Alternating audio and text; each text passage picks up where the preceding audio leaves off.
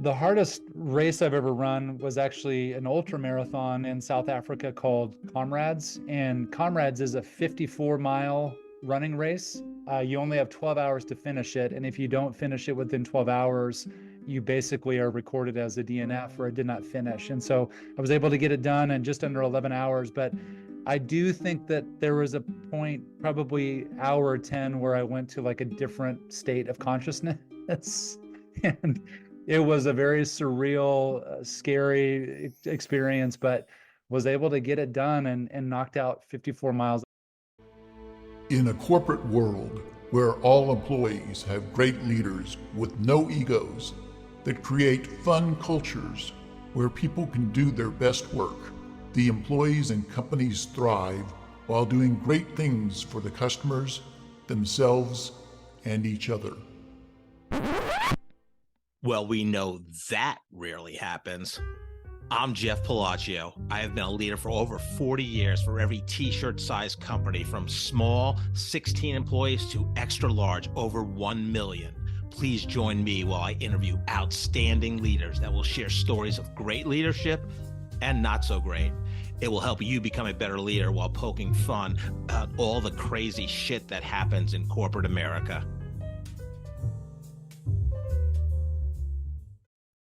Hi, I'm Joe Deshawn, and welcome to the Corporate Couch with Jeff Palacio.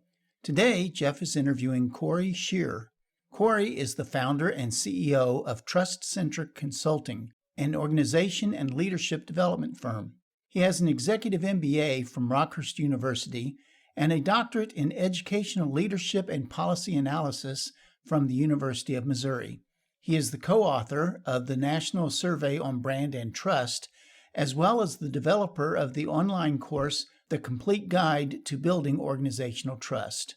He is also the author of Closing the Trust Gap, Taking Action on What Matters Most for Leaders, Teams, and Organizations. You can learn more about Cory at trustcentricconsulting.com. Let's listen as Jeff talks to Cory. Cory, welcome to the Corporate Couch this morning. Jeff, it's great to be with you. Thanks for having me. Oh my God, very honored. I'm excited.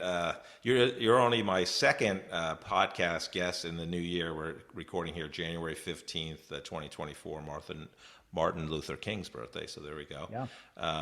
And as we talked offline, my first recording this year was with former mayor of Kansas City, Sly James. So it's a tough act to follow, but I was going to say, no pressure at all. I'm glad you told me just a few minutes ago that, otherwise I may have had to reschedule because he's incredible. And I'm so glad that you were able to connect with him via the podcast. Yeah, it's been great. So, yeah, I'm very excited to talk to you. I just love your career journey.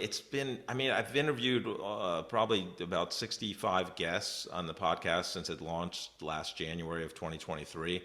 But your career journey is just wild to me, and I can't wait to. And of course, your book, Closing the Trust Gap, that you just published in November of 2023. So we'll talk all about that. But let's start with a fun question.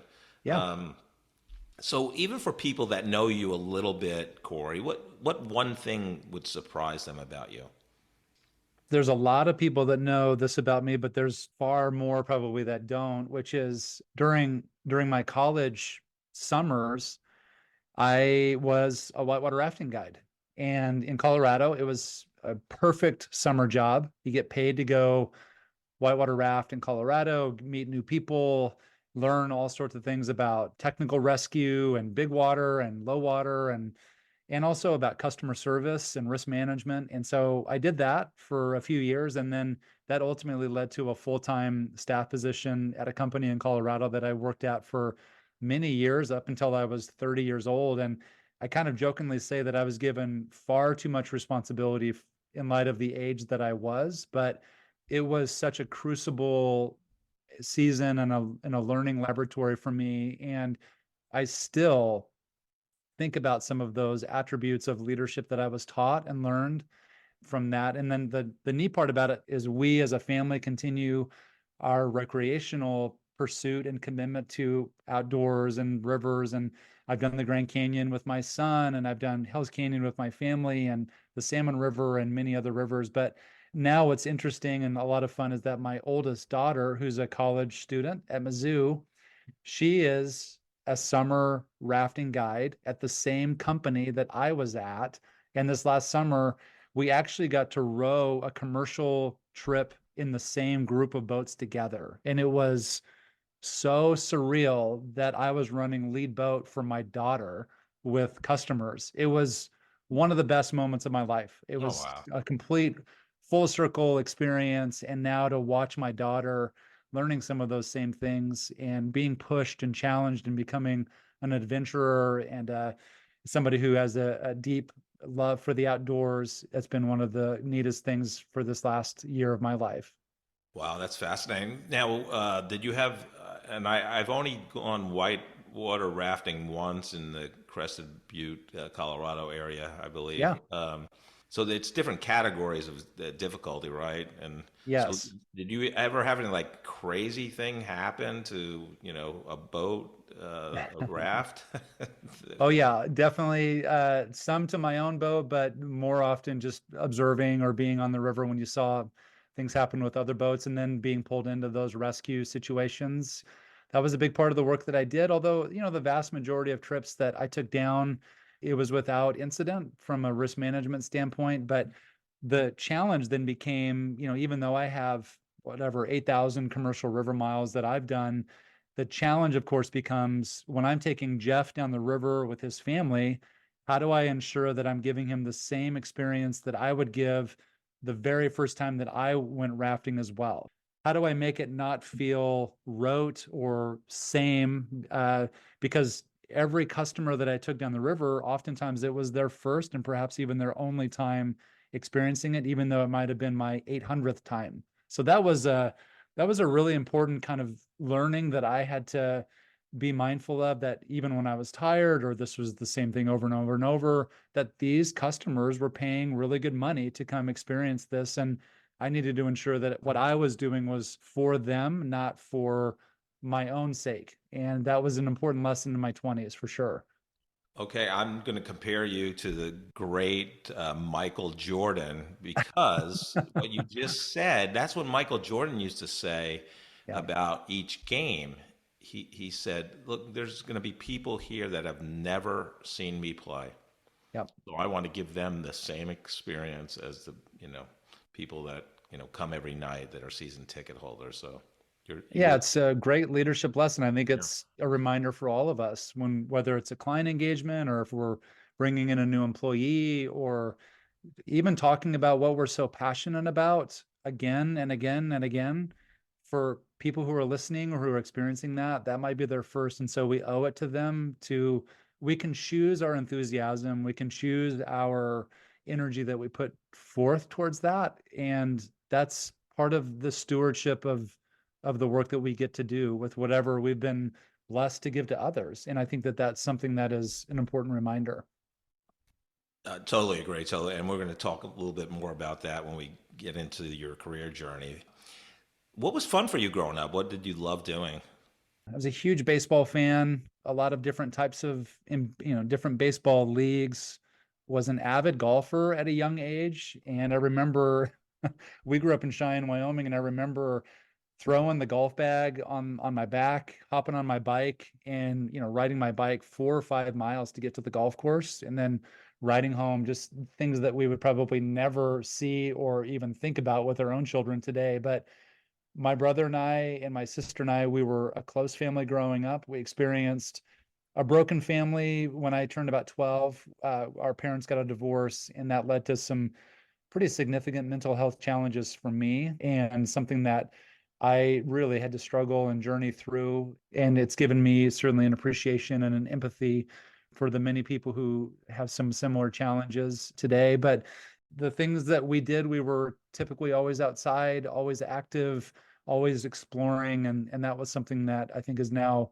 carried into my current reality with my own kids. I have 4 kids, and my wife and I, Jamie, we've been married as of February of 2024. We'll have been married 25 years. So Oh, we're wow. excited to celebrate that. the silver anniversary, I believe. So Silver, that's right. Yes. all the listeners out there, just buy Corey something with silver in it for his anniversary. That's right. Um, yeah, I mean, who was the role model from a kind of health fitness? I mean, you're in great shape. I think you've done 29 marathons. I read about your journey on LinkedIn with your son and hiking the Grand Canyon and all that. Yeah. It wasn't just the, hey, let's go on that where 95% of the tourists go, like I did with my Yeah. kids when they were uh, 7 and 9, maybe. I forget their ages, and I was so worried about my son at the Grand Canyon because he was always a wanderer. He was the younger one, Sure. and I'm like, there's no rails here. It's like, No, it's a legit, that hike is significant. And we had rafted 9 days through the canyon on the river, and then we actually hiked out. We did it's called an exchange, where 8 of us hiked out, 8 hiked in, and then 8 stayed on the trip. We were part of the crew that hiked out. So we experienced the river part of the Grand Canyon, but we also experienced hiking up and out of the Bright Angel Trail, which was not easy. It's 9 miles. You have 1 mile of vertical gain over the course of 9 miles of travel. And I think it was a 6 or 7 hour hike. We were completely exhausted. We ate 2 fast food meals within an hour of each other. We were so famished. oh, So jeez. yeah, but we were exhausted, but a great experience. And the role model for me, I lived a fairly typical childhood, I think, where my love of the outdoors and my love of endurance, athletics, and things like that really was sparked was during college, especially during my summer years of rafting. I just gained an appreciation for that. And as somebody who I always want to be moving, and I'm driven in my pursuit. So endurance athletics really became a huge outlet for me to be able to expend a lot of energy, but also get alone time. As somebody who is extroverted, I really cherish running, and oftentimes I run alone, and that's a gift for me whenever I'm able to do it. Yeah, I mean, 29 marathons. What was the hardest marathon you ran? The hardest race I've ever run was actually an ultra marathon in South Africa called Comrades. And Comrades is a 54-mile running race. And you only have 12 hours to finish it. And if you don't finish it within 12 hours, you basically are recorded as a DNF, or a did not finish. And so I was able to get it done in just under 11 hours. But I do think that there was a point, probably hour 10, where I went to like a different state of consciousness.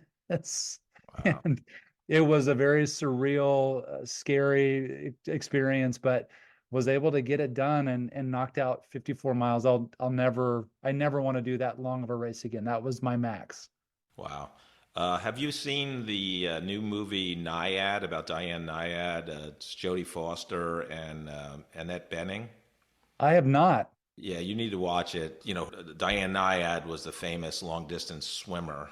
Yep. Did the English Channel. She swam around Manhattan Island, but her goal, her lifelong goal, was to go across from Cuba to Key West to the U.S. No one had done it without whatever the shark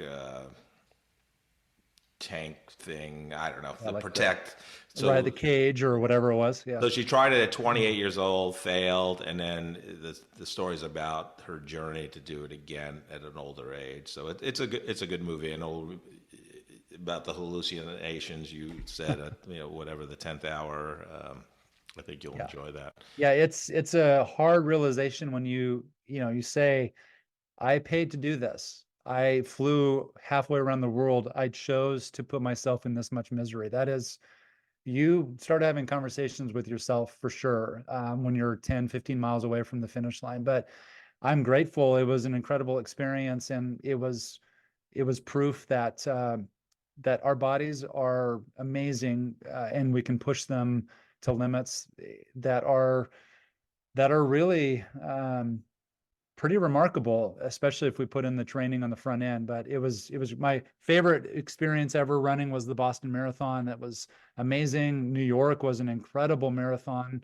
Was able to see all 5 boroughs of New York by foot, which is a pretty cool way to see the city. and actually get through all 5 boroughs in 3.5 hours, which I don't know if you could do that with mass transit, but New York was one of my favorite experiences. 50,000 runners and a couple of million spectators. It was remarkable. Yeah, fast. Yeah, I've never seen it. I'm from New York originally, about an hour north of the city, but have had many friends that have done it. So growing up, what was your kind of, hey, when I'm an adult, I'm going to do this. What was this for you? I really never had that moment, honestly. I was more of a late bloomer physically. I was more of a late bloomer in terms of my academic pursuits. I remember even struggling with that in college, halfway through college, trying to get some counsel from people of like, what should I do? And I really felt incomplete in my clarity of what was it that I really wanted to do, which is, I think, probably why I have gone through a few different iterations of my career experiences, which I've learned to appreciate and actually embrace that. I think for a while I was frustrated that I couldn't land in that one type of industry. But what I've realized over time is that for me and my own experiences, that's actually been a gift. And that's now translated well into the work that I do with a lot of different types of organizations and industries from a coaching and a consulting standpoint. So, but at the time, it didn't feel very productive to not have good clarity on that. So when I was in college, I had a couple of majors. I was a comm major and I was an outdoor rec major because I was doing that in my summers. And then my communications major was very helpful from a business standpoint. But only until I went back and pursued my executive MBA at Rockhurst, that's when I started getting much more clarity in terms of management and leadership and and specifically my love of working within the nonprofit sector. And that was a huge moment for me during that Rockhurst season. That was a huge moment of clarity in terms of my vocational pursuit. Yeah, I think, out of all the guests I've interviewed, I think you're in the majority.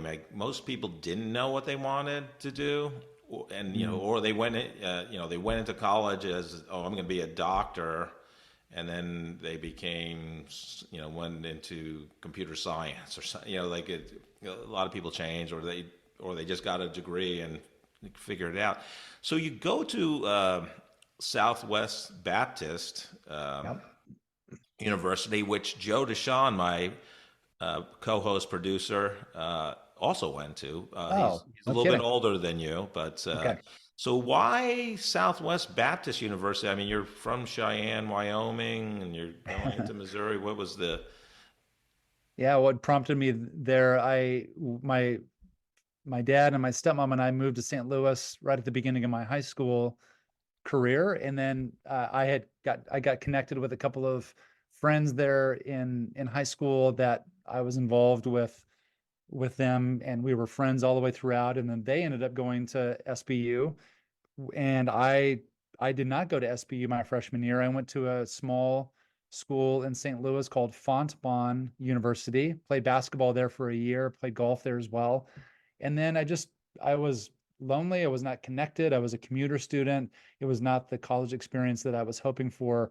And a bit on a whim, I just made the decision to transfer to SBU. The cost was exactly the same, which was what my parents were concerned about. And as I look back, I think I realized that the reason why I went to SBU was so that I could meet my wife, honestly.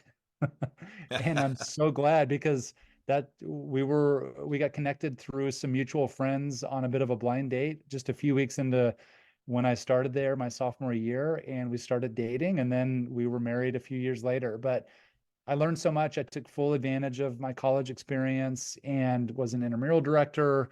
I did, speech and debate. I had never heard of forensics until I got there, but all of those things they really were helpful in terms of shaping who I am even today, even outside of my academic pursuit. So college was a really formative time for me for sure. Yeah, off the top of my head, you're the third college basketball athlete. So it's you, Elizabeth Souter, who I just had published her episode, and Cody Isabel. So Okay. I got to go back or find two more, and then I'll have a starting five. A pretty formidable podcast guest list basketball Yeah. wise. I hope the other four are better than me. I'll just put it that way. I had a great experience playing basketball in college, but I realized how many more people are so much better than I was, which was okay. That was part of the learning experience, but had a great experience that freshman year. But I needed a change. I wanted my identity to not be only focused on sports. I wanted a more comprehensive, fuller experience socially as well. That's why I transferred to SBU, which I'm grateful for. So we've talked before over coffee, and I've seen you speak in public. I mean, you just seem very intellectually curious, which I love. Were you always like that, or was that part of your metamorphosis midway through college? I think that came later. I think that came even after college. My time on the forensics team was maybe the beginning of that, where I remember our speech and debate coach, he basically set the expectation that you've got to have 60 minutes of completely memorized, unaided material that has to be perfect. They called it green, like a green light, and that was a huge challenge. But in the midst of my college experience, to be able to have memorized that really pushed me, and that academic exercise was something very new to me, but I embraced it and I worked hard at it. And the result was that I was on a national championship debate team and had a blast. And that now, as I look back, because I do keynote speaking and lots of meeting facilitation, I'm so thankful that I was encouraged to do that with a great group of mentors and fellow students to prime what would ultimately become a significant part of my career throughout each of the industries that I've served in, which was public speaking. So that started really in college.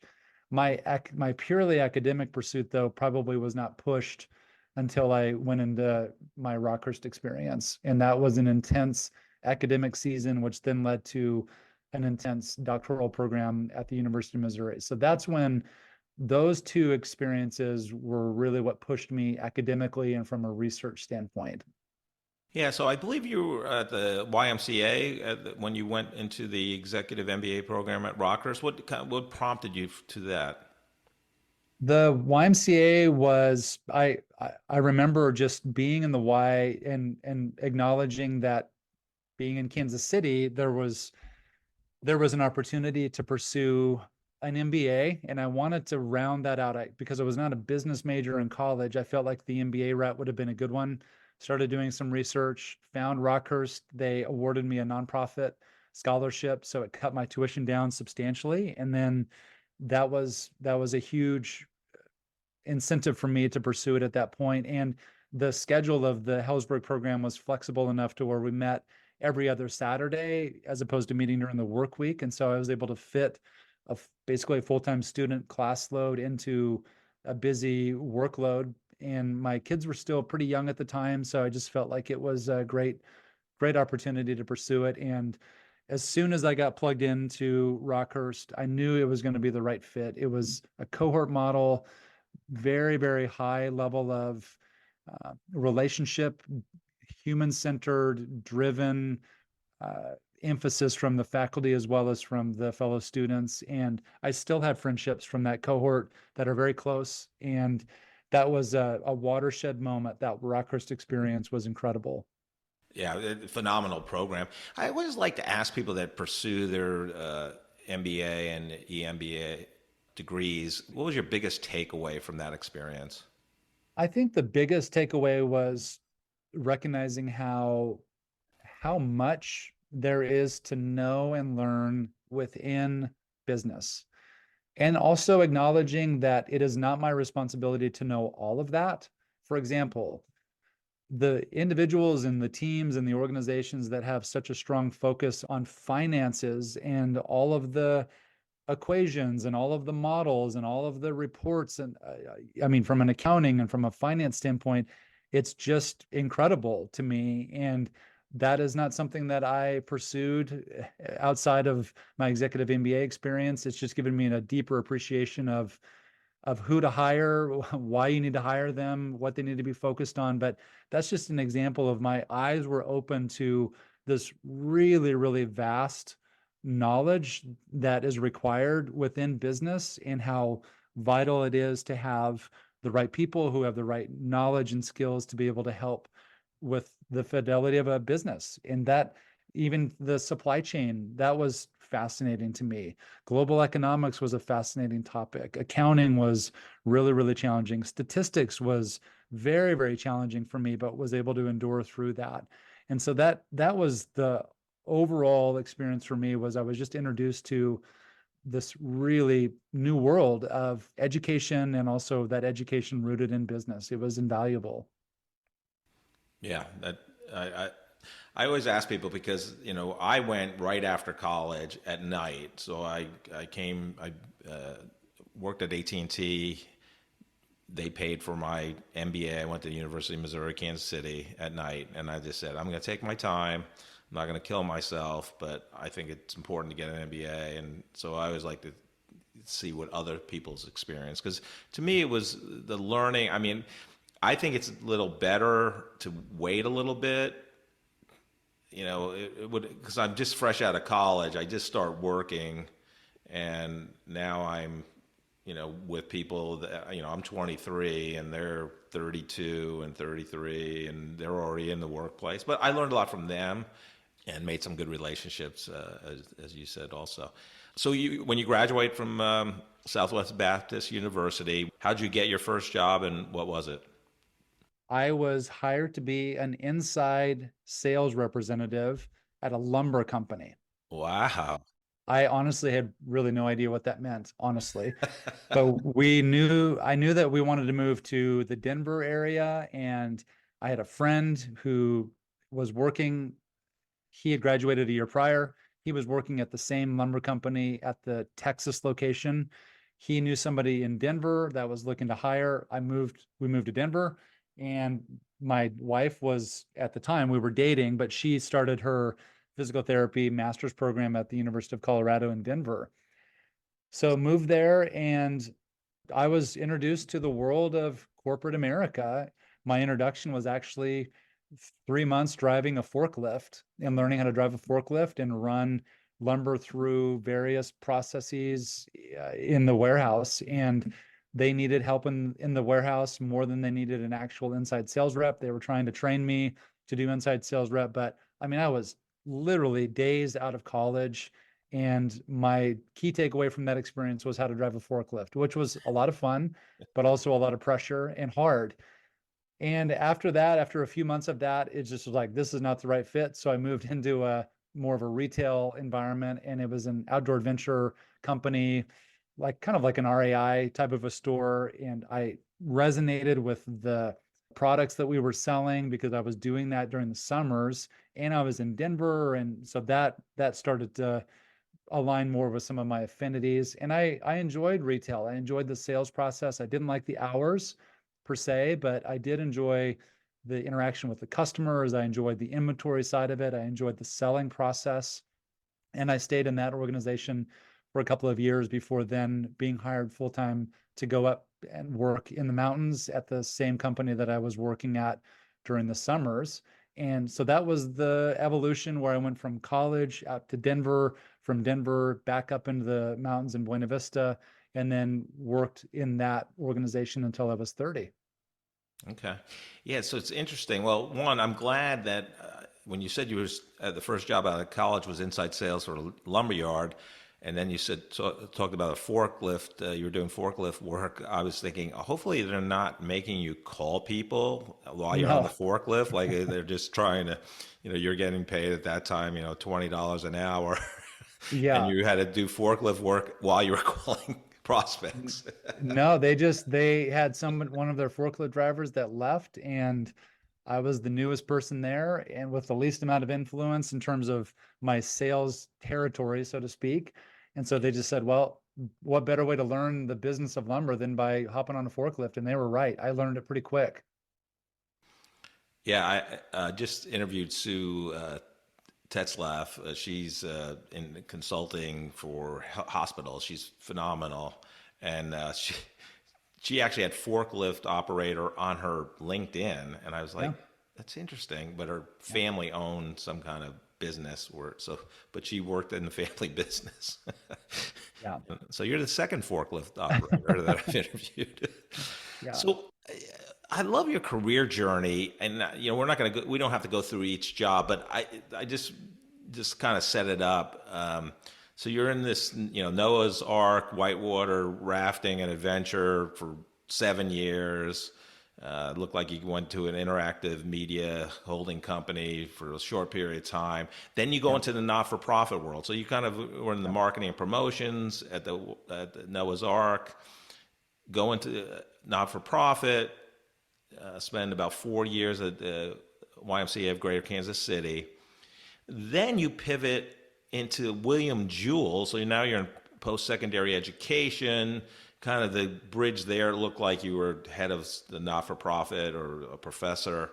Then go into admissions, and you have about a 5.5-year run at William Jewell College, and then become pastor at the Pleasant Out of the Valley blue. Baptist Church. Yeah. Okay, so, and we'll get into your current business, but just kind of walk us through that journey. And you said earlier that, well, yeah, I didn't have a career strategy. Yeah. And I totally get that.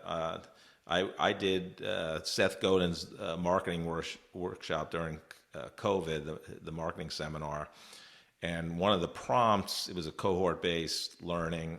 One of the prompts was, do you have a career strategy, or did you have, and I was like, no. And my first guest on the podcast was my friend Harry Campbell. And I asked him, I go, Harry, did you ever have a career strategy? He goes, oh, hell no. But take us through that journey. Yeah. I mean, so my time at the Y was amazing. I loved it. The practical reality for me at the Y was I was commuting 35 miles one way every day from Liberty to Prairie Village.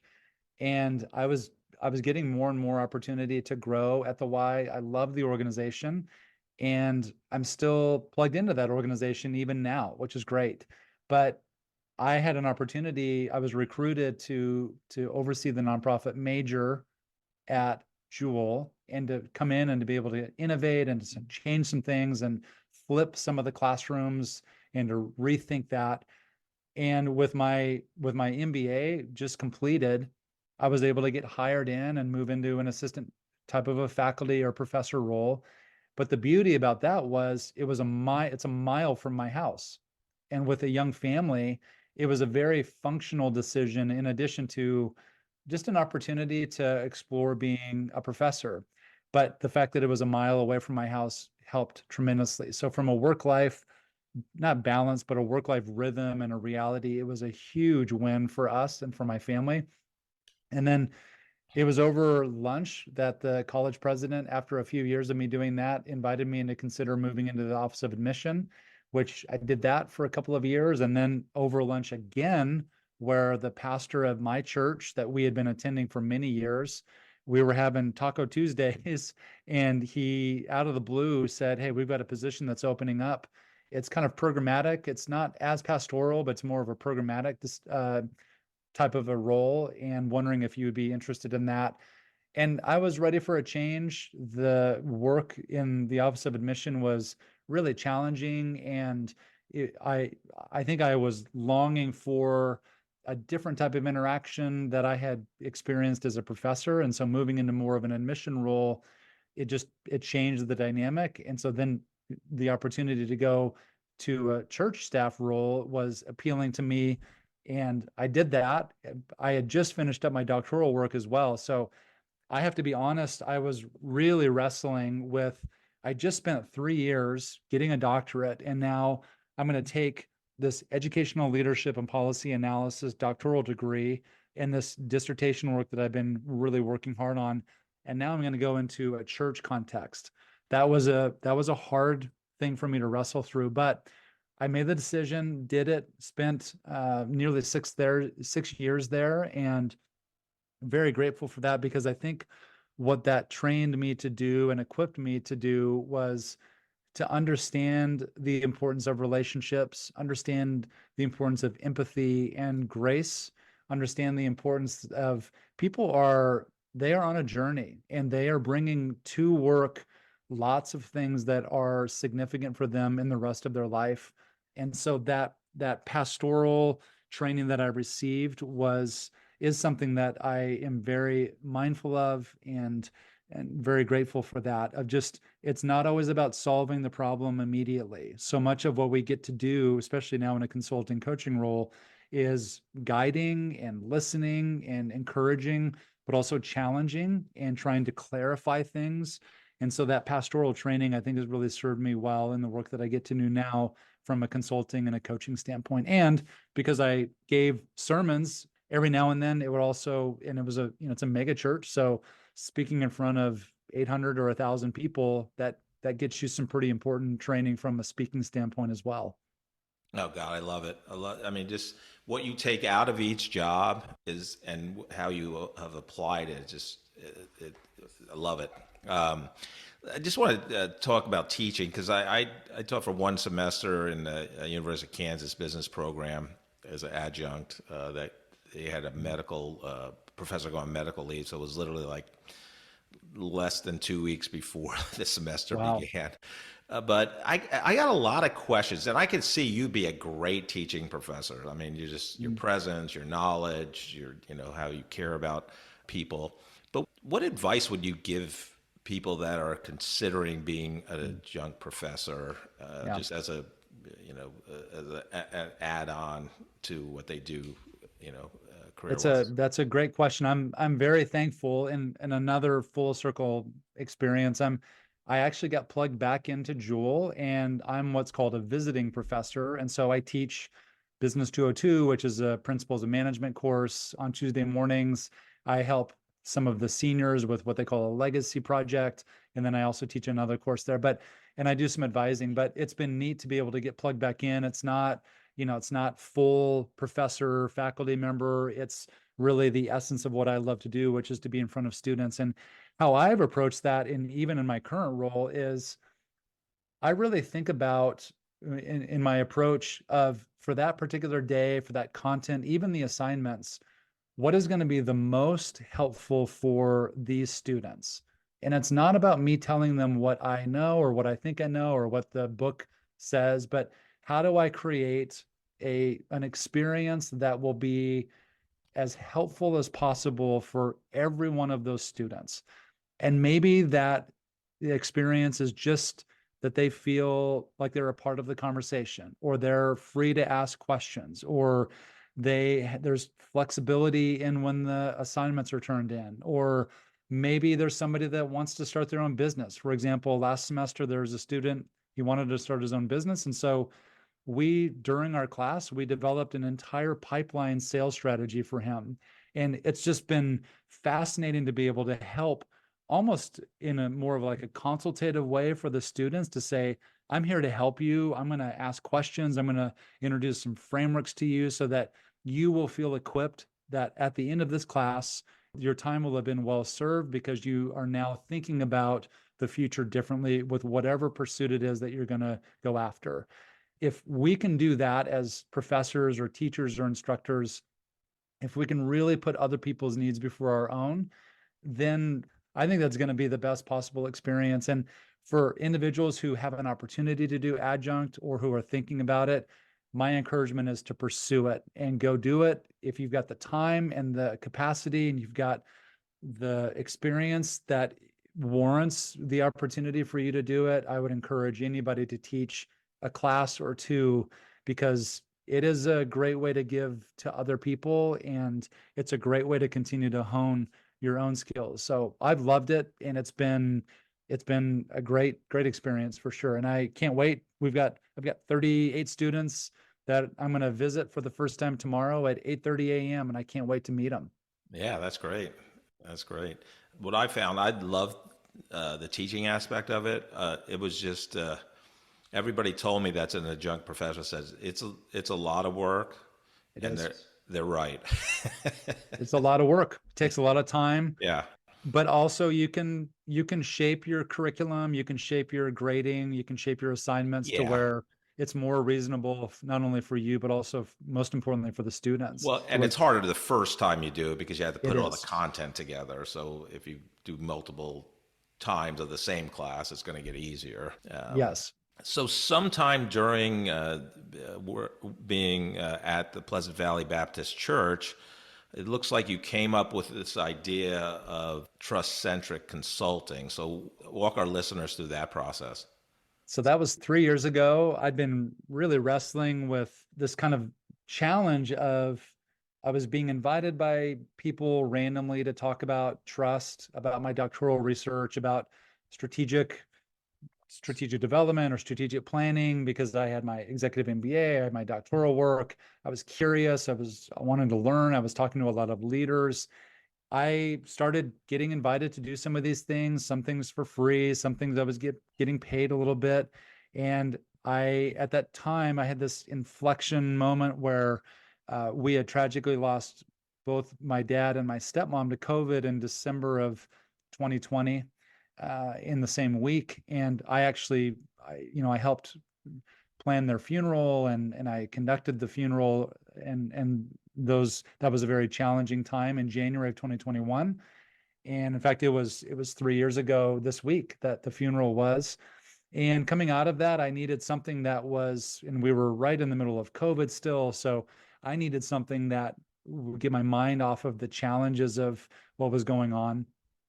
And I just felt like there was an opportunity to create something new. So I came up with the name, put together a little LLC, and then I just started plugging away and didn't really have a lot of direction from other people. I just started in, I dug in, and as I got more and more into the work, I realized that there was an opportunity here. There was something that I really loved about this work, but also there was a need in the workplace and teams and leaders in terms of their challenges of creating a strong workplace culture.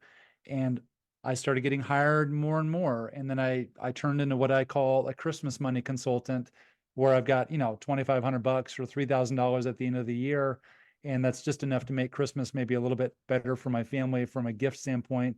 But it still was very much a hobby. And it was really a little over a year ago where I started making the decision in my mind to think about the future of what was it that I really wanted to do long term. And Jeff, I think that's one of the challenges, especially, I'm late 40s now. I don't really ever recall giving myself permission to ask that question of myself, which is, what is it that you want to do? I think that we get good at what is it that we need to do? What is it that we should be doing? But I rarely asked myself that question, especially vocationally. What is it that I wanted to do longer term? And as I wrestled with that, and as I saw this small little company called Trust Centric, but also opportunity there, I decided to dive in. And on April 4th of 2023, I left the church, left on good terms, and I went full in, literally jumped in with both feet. I remember about a year ago, I wrote the number on my whiteboard that I needed to make in order for us to pay our bills for 2023. Like, it was that stark of a moment for me of like, this is what is going to be required. And if I don't hit that number, I'm going to have to get really creative. And that was a scary time. But it was exactly what I needed in order to move me towards doing this work full time. So I think I'd built up some good momentum over those first couple of years in a part-time capacity, but only until I said, I'm going to give my full focus did I think I realized that there was an opportunity here to serve others in this way. Yeah, I mean, I think we talked about it when we had coffee. I mean, losing, a parent and a step parent, or any relative during that COVID period just had to be just so hard, because I believe you couldn't even visit the hospital, right, to see him. No. Yeah. No, I wasn't even allowed by my siblings to come visit them in their home because COVID it was raging, and it was very, very scary. And the people who were in the home, they also got COVID as well. And then, of course, there was nobody that was being let in the hospital. And I was speaking to a doctor or a nurse once a day just to get an update that they were completely overwhelmed. So it was terrible. It horrible, horrible time and deeply traumatizing for our whole family. My kids, they said goodbye to their grandfather via FaceTime at the kitchen table. It's terrible. Yeah. I know we're going to talk a fair amount on trust, but just trust as it relates to COVID. And I'm not your political analyst or advocate. But what I found personally about COVID, especially in the beginning, what I didn't like, and this is my personal viewpoint, it was disturbing to me that you couldn't trust what you're being told. The trust wasn't there from the government. In my mind, and this is we're not going to get any conspiracy theories, but just I'm not a medical professional, but it felt weird, the COVID disease, because it's asymptomatic to death and everything in between. The lower scale, asymptomatic, or you lose your taste and smell, to being on a respirator and dying, and everything. Like when you have other SARS flus, there's you're throwing up, you have a fever, whatever, whatever the symptoms, you have the flu. So for me, I just couldn't trust what was being said because it just didn't seem right. I just would love, you're the trust expert, I would love your viewpoint on that.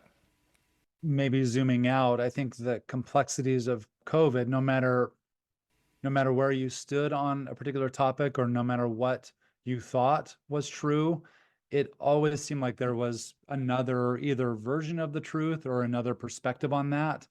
And there were lots of voices in the room. And there were lots of voices in the room for something that was not certain.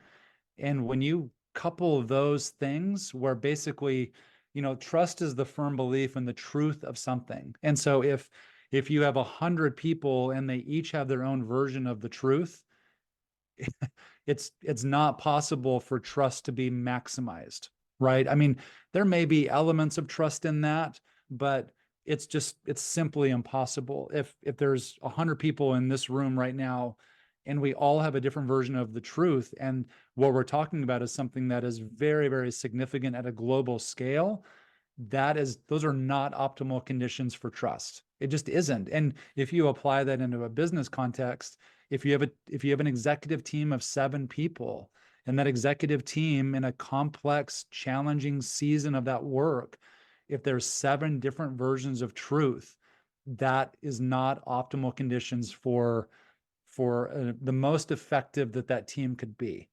And so that's the dynamic. That's when we lose that similar understanding of what is true, what is not true, that's where we really start to see trust decline. And as trust declines, the value that we place in that relationship, or the value that we place in that system or that organization, also drops.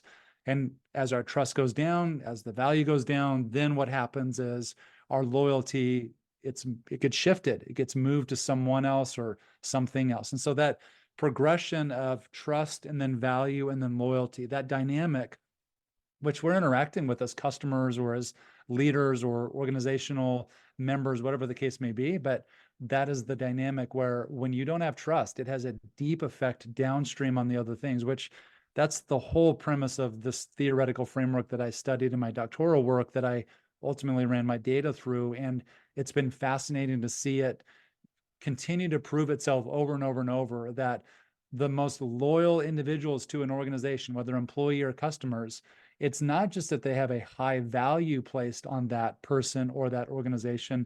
It's because first and foremost, they have a high level of trust. And if that trust goes away, so too does the value, and so too does the loyalty. Yeah, I mean, no matter what, whether you're the C-suite or just leading a team of people, like you have 5 direct reports, the key is it's good, you create an environment of psychological safety where people can express themselves. And you're going to have differences of opinion with your team, right? But the challenge, and what great leaders do best, is we can agree, disagree, and we can debate, but once the decision's made, everybody has to walk out of that meeting room and say, this is our direction, and they have to communicate that as a team. You know, That's when right. you have 7 people telling different versions of the truth, it's just not good. A lot of the time, you know, you get, whether it's the universe or God, you know, they put you in situations where you move on to the next, and that's what it seemed to do for you in terms of Mm, when your dad died. Like, you've got this clarity around yeah. what to do next. I Mm. mean, talk about that a little bit more. I'm not sure if I've ever articulated it the way that you just did, and I appreciate that very much. The clarity that I received was my dad was 77 when he died, and he worked until he was 75. And between the ages of 75 and 77, he was the primary caregiver for my stepmom, who was really declining rapidly due to late stage Alzheimer's. The clarity that I received was beginning to ask myself the question, number one, what is it that I want to do long term?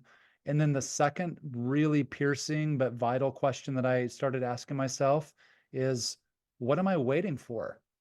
I'm going to wait until I'm in my mid 70s to start exploring or doing something different, or I couldn't resolve that in my mind because so much of our day to day involves our vocation. I just began to ask that question in terms of, what am I waiting for? If I'm feeling like the seed of wanting to use my past experiences and my research in order to help other people change and improve their workplace culture by having a deeper understanding of trust, and if all of these things have now converged and there's this confluence of these experiences, what am I waiting for?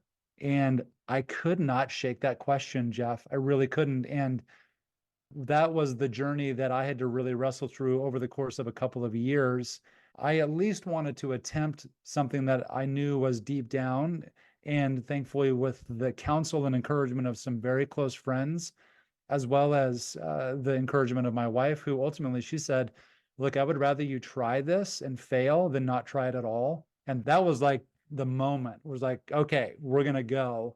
I'm grateful for the gift of naivete as a very young entrepreneur a year ago, because knowing what I know now, that may have actually halted me from progressing all in like I did, but you just have to go through that journey. You can't wait for things to be perfect in order for you to start. You and I both know the answers are in the journey, aren't they? Absolutely. And Absolutely. so that if there was a clarifying moment, a gift that entire traumatic experience had for me, which it's hard to even call it a gift, but I think it is a gift. It's that I started giving myself permission to ask some of those critical life questions. What do I want to do? And what am I waiting for? What was the biggest surprise when you went full time into trust centric consulting? What was the biggest surprise? You know, like, oh God, I didn't know about this. Another way to ask it is, how many of those surprises were there and which ones really rose to the top, right? Which ones were most consequential? I would say a couple of things. Number one, I realized how hard it was to get really clear about the work that I do. Number two, I recognized how powerful data is that's rooted in best practices. And the reason why I've realized that is because not only my doctoral research, but in some ways, even more importantly, I was invited by a close friend named Kurt Bartolich, who lives in Kansas City. He runs a research firm called Brand Certain, and he helps organizations with their brand repositioning. And he uses a quantitative approach. He's not a creative agency. He uses a quantitative, data-driven approach to help clarify people's brands. So he invited me to do this national research. He authored all of the brand questions, and then he invited me to help author the internal employee leader trust questions. As a result of that, when we got the data back, it was so clarifying. We saw gaps all over the place in the data, so much different opportunities. Now equipped with my doctoral work and then this critical national research that Kurt invited me to help him with, by taking those two things into a conversation, into a facilitated meeting, or into the online course that I created, or even into the writing of my book, that level of research and intentionality, that deep dive work, I think that's been super helpful in order to allow certain doors to be opened. And then, from that, creating an organizational trust assessment that we can then use to help organizations define their own reality. These are all things that I'm realizing in my mind. I'm like, it isn't about me persuading somebody to want to work with me. It's how can I provide clarity for them through research and assessment and their own data, to where my role is now coming again full circle. My role is to be a guide for them. We're going to hop on this river. I've got some experiences doing this over here, but at the end of the day, every day it's a new day on the river, right? It's different water flowing every single day. Some of it's predictable, some of it's not predictable, all of that. But I've recognized that my role is to really be a guide with this work around trust. And so now, as we pull this thread through of that summer job of being a river guide, now my role is more in terms of workplace culture and as a trust guide. And I'm so thankful for that. And I'm reminded that even though this is a universal truth, perhaps like rivers flow downstream is a universal truth, but that doesn't mean that everybody has been on a river and they've navigated the waters, right? So now what I get to do is, for a lot of organizations, they know that trust is important, but they don't really know how to actually measure or implement change. And for the clients that I have the privilege of working with, that's some of the work that I get to do with them. Yeah, no, I love it. I just think it's, like I said, it's a fascinating career journey, and I could see you doing a kind of retreat on trust using whitewater rafting as. I would love it. Let's go, Jeff. We'll get it set up for the summer. So then you decide to write a book, and I believe it, per our discussion, it was like 16 weeks. I mean, obviously, you had a whole background of your career and your doctoral research. But what was the impetus? Two questions. What was the impetus to write the book, and then two, what was your writing process like during that 16 weeks? It was kind of the final step from an academic pursuit standpoint. I'd done the undergraduate, I'd done the executive MBA, I'd done my doctoral work. And then I just felt like there was one final piece, and that final piece was the ability to take my knowledge and then to translate that into a book. I had wanted to do a book for quite some time, but I just kind of fits and stops, and it was challenging to be able to start that process for anybody who's ever tried to write a book. It's not easy. And then I had the gift of meeting with a friend named Will Severns, who he runs a company called Streamline Books. And Streamline Books, they help from a project management and direction, and they provide a developmental editor for you. And that's that 16-week process that Streamline invited me into. And I can honestly say there is no way that I would, number one, have written the kind of book that I wrote, and perhaps I would have never even completed that book without the help of Will and the team at Streamline. It's not possible. Like they kept me accountable, they kept me on track, they gave me the direction that I needed. They helped me learn how to write a book versus just writing like I'd always written before. They taught me a new way to write, and as a result of that process was really challenging and really time crunched, but I'm very, very thankful. I got a shipment of books in yesterday that I'm going to be giving to a client, and I just was very grateful that I could open that box and pull out some of those books and really reflect back on 2023 as not only a time that I started my business full time, but also to help the business by being able to write the book. Yeah, we talked. You actually had, I think, when we had coffee, you had like only 4 copies or 5 copies of the book. Yeah. And you had with you your last one. But tell the audience about the cover. We had a good conversation about that. I thought it was interesting. Yeah, so the cover is, even the colors on the cover, it's kind of a blue, shades of blue, and then there's this yellow bold title that says Closing the Trust Gap, and then the subtitle of Taking Action on What Matters Most for Leaders, Teams, and Organizations. I really wanted this book to be not only a manifesto of the work that I do, but also I wanted it to be actionable. I wanted it to be portable and helpful for a leader, to where even if somebody read the book that I never interacted with in terms of a client, I wanted this book to be helpful. That was really, really important for me. The book itself, there's a bridge and there's like a gap in the bridge, and the word gap is in between these two broken edges of a bridge. The cover itself is kind of outdoorsy. It feels like obviously you're outside, you're looking at a bridge, and then in the distance there's kind of these silhouetted mountains, which this is all very representative of my adventure experiences in the backcountry and on the river. And then the title itself, I was going to call it something different, but my wife wisely encouraged me. She said, I think that you need to title the book Closing the Trust Gap, because you can't title the book the solution of what it means to close the trust gap. You need to actually present the reader or the person passing by the cover with the problem and invite them into the solution. And as soon as she said that, and then I connected with my developmental editor and they loved it. And so I have only one person to thank for the title of my book, and it is my wife. She was the one that said, I would even read that book, even if I didn't know you, I would read that book simply because of the title.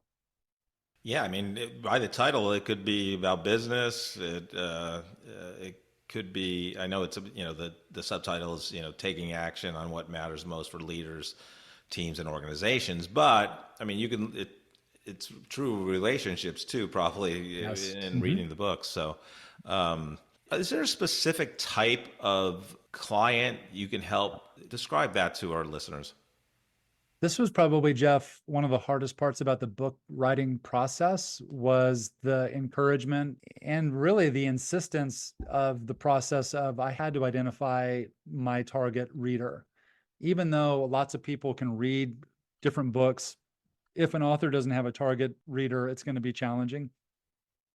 Because trust is something that's agnostic, it's applicable in any industry, any institution, any company, any school district, whatever the case may be. The audience member that I came up with through a lot of discovery with my developmental editor was really a leader who finds themselves in a new season of leadership. So think the first 6 months of a leader in a brand new position, whether it's a brand new leader or a veteran leader in a brand new company, or a veteran leader in an existing company, and for whatever reason, they find themselves in a really new season, whether it's growth or decline or new programs or external forces or competition, whatever the case may be. But it's in that season, that first 3 to 6 months, where these leaders have an opportunity, as well as they feel perhaps more compelled to assess their current workplace culture quantitatively. They can have conversations around trust. They can introduce a framework that becomes a shared framework of understanding to assess trust ongoing. And they are doing deeper cultural level work within the company. It's more difficult, I think, to do that if you've been there for a long time and there's not been a lot of change. But whether it's through chaos or crisis or a core change of the organization, there's this opportunity for these leaders in the new season to think about what it means to identify and then close some of these trust gaps. So I've learned that many of my clients, as well as the readers who have read it, a lot of them are saying that they're brand new to this role. They're in a new season in their company. And so that is the target audience that I wrote towards and for, and I believe that it's resonating with them. So I'm thankful to have had clarity on that early on in the process. Yeah, that's great. That's great. Cory, there's two groups I'd love to help with leadership advice from great people like yourself. The first group is that person coming out of college. They're going to begin their professional career journey. What advice do you have for them getting their first job as well as starting their professional career? Well, I would utilize the framework of trust. We call it the structure of trust. Number one, grow in your competencies. And there's lots of competencies to grow in: your technical competencies, your leadership competency, your management competency, time management, project management, financial understanding, all of those things, communication competency. That's a vital building block of trust. The second building block has to do with problem solving.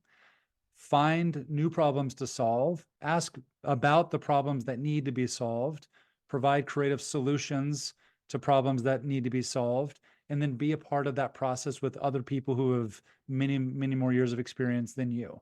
So the problem solving and actually building up your ability to identify and then also execute the problem solving process is a vital building block of trust. And then the third and final building block of trust is caring for others. It's sympathy, empathy, emotional intelligence. It's listening. It's being appropriately transparent with other people. It's understanding that you have to really think about the needs of the person in terms of not just their vocational needs, but their social needs, or perhaps their physical needs, or in some environments, their spiritual needs. Those three things, competency, problem solving, and care for others. It's not only good form to do that, but the research shows over and over and over that if you do all three of those things, you will be trustworthy, you will be building trust. And as you know, Jeff, if you can step into an organization or an environment where you're building trust and you've got momentum, you're going to have more opportunities than you know what to do with. And the challenge is not going to be moving in an organization towards higher levels of leadership. The challenge is going to be choosing between which areas of leadership you want to move into. So that foundational framework of trust, I would encourage every person, but certainly every new person going into the workforce. Yeah, I love that building block approach. I've never asked a guest this. Let's pretend you're a leader, okay? Let's say you're strong at competency. You're strong at problem solving. You know, I would say you're a caring person, Cory. I would describe myself as a caring person. But what if that person that you're trying to help is just by nature not a caring person? Like, how do you help that person? Yep. Well, I can tell you what the data says. The number one thing that a person can do to strengthen the building block of caring for others is by listening actively. So if I were their supervisor, what I would coach them in is I would actually say, okay, we're going to go into this meeting. You've got high levels of competency. You've got a lot of great ideas. You've got good experiences. You've got a ton of energy. You're willing to problem solve. What I want you to do is I want you to literally count 9 questions that you ask before you offer any solutions. I mean, to just that clear of saying, for this next meeting, let's think about this in terms of a 9-to-1 ratio. 9 questions before you even offer a solution. Even if you know what the solution is and you could offer it 2 questions in, I want you to work through the discipline of listening actively to other people, because that process in and of itself is trust building. That's more important than anything else that you can do in terms of demonstrating care for others. So that's how specific I would be with a new person. I would say, okay, we're going to go 9-to-1 here in this meeting, 9 questions before any solutions offered. Love that answer. That is so good. And I love the quantitative approach about it, because everybody, you know, most people understand that. So you're like, okay, that's 7 questions. Right. It's like they're, you see them over there holding up their fingers, and it's really, really hard. I think we all need to be about that, but especially for somebody that's new, they're anxious to solve it. They're anxious to demonstrate their competency, but what they really need to do is they need to listen, and they need to be patient. And as they do that, they will build trust. As they build trust, their voice will be heard. As their voice gets heard, they have more influence. As they have more influence, they will move into a different role, and that will be formalized. But that requires patience and intentionality. Cory, thank you so much for being on Corporate Couch today. I just love your career journey. I can't wait to see where trust-centric consulting goes in the future, and I'm grateful we had a chance to meet and get to know each other. Jeff, thank you. It's really been an honor. Really appreciate the time today. Have a great rest of the day. Thanks. You too. What a great conversation with Cory. I love his energy, and he's just very intelligent and caring, and just a great individual. 29 marathons. He was an avid golfer. He hiked the Grand Canyon with one of his sons. Yeah. Which this past summer. We've had a lot of guests, and they've had interesting career journeys, but I would say that Cory's had the most interesting. Like when you look at his career, like right out of college, he starts in inside sales at a lumber company, but he didn't do any sales. He drove a forklift, Yeah, I was which I frankly a thought was little amazing. confused over that, but okay. Right. And I asked him, I said, you didn't have to make calls while you were on the forklift and close deals, did you? He goes, no, I just drove the forklift. Then he went back to his kind of his roots in college. He was a whitewater rafting guide and head of marketing at a company there for about 7 years.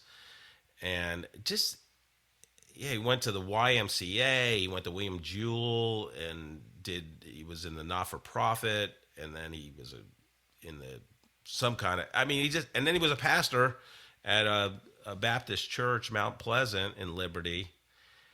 And then he goes back to school for his MBA at Rockhurst, then gets his doctorate in Missouri, and that's where it all started to gel, he said, in Rockhurst.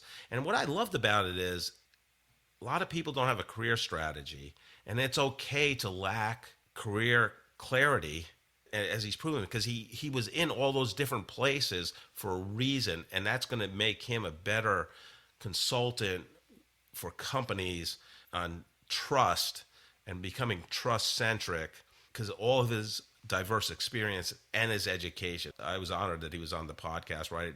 And his book launched, Closing the Trust Gap, basically right before he appeared on the podcast. So, yeah, love them. Yeah, I've talked before about the quality of your life is the product of all of your previous experiences.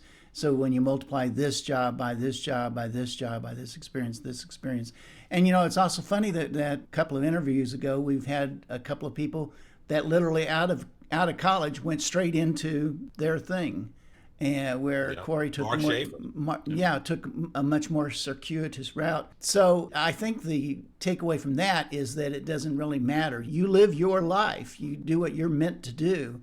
And it may not be what everybody else's life is. You gain inspiration from them, but ultimately you're responsible for your own.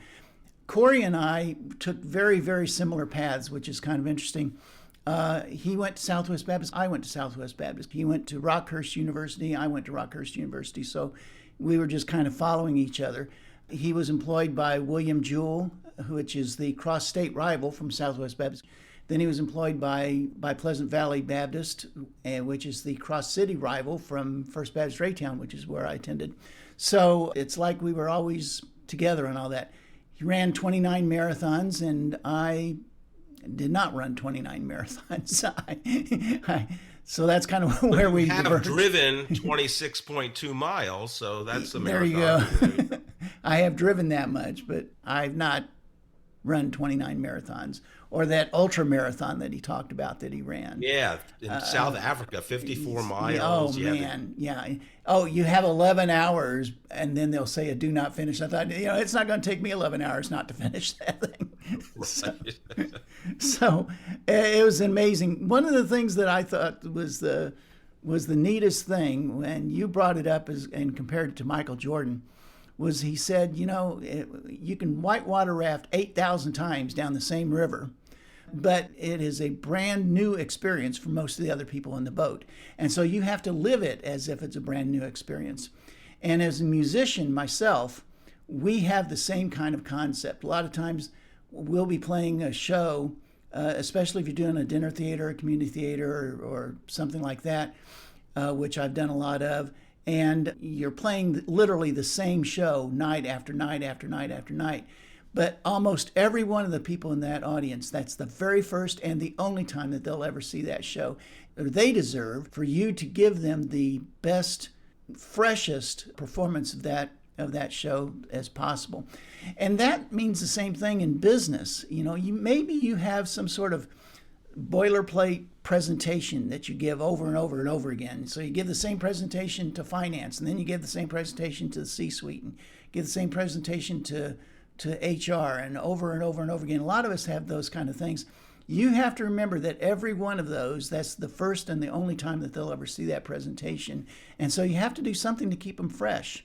And that may mean adding a new joke at the beginning of the presentation, or telling a slide something different, or inserting a slide, or deleting a slide, or something like that.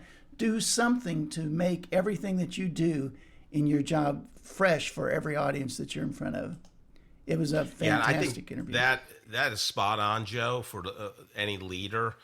And you have to constantly remind yourself, especially, a lot of times you do onboarding presentations for new employees. Oh, what does your team do? Right. Right.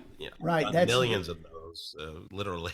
Right. And, you have to bring the same energy, because this is the first time that person, no matter how many times you've done that presentation, that person is only going to listen to it once. And, when is it most typical that you give that kind of presentation about what does your team do? You do it when you start that job, right? So that may be the very first thing that you ever do. You go in, you start the job. You and I have been in that situation before together. Go in, you start the job, and this is the very first time that you've ever been in front of marketing, or the very first time you've ever been in front of HR or something like that. And first impressions are incredibly, incredibly powerful. And maybe that's not fair, but that's how life works. Any leadership advice based on Cory's conversation that you want to give the audience today? Yeah, our leadership advice comes from that great philosopher, Michael Scott, today. One time when his office was in a dilemma about whether to spend their surplus money on either office chairs or on a new copier. And after everybody had made their presentations and everybody had given their arguments on which one he should buy, Michael Scott said the following. He said, "I have swallowed all of your ideas, and now I am going to digest them and see what comes out the other end." Thank you so much for listening to this episode of The Corporate Couch. If you enjoy the podcast, I would love for you to take 2 minutes out of your day to rate us 5 stars and write a review. Please join me next week to learn from another great leader sharing their professional journey and insights.